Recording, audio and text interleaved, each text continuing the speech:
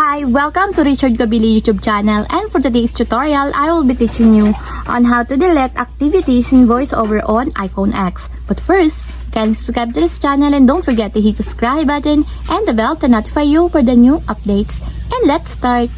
Using your iPhone X, from your home screen first, go to Settings. Then in the Settings, scroll down and find the Accessibility, then tap. Then in the Accessibility, go to Vision section and then tap the voiceover. Then after that, in the voiceover, scroll down and then tap the activities.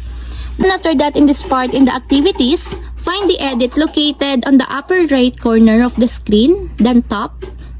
And as you will see, you can now actually delete the list of activities that you want to be removed. For example, you want to delete the activity 1, just tap the negative sign located on its side, just like this.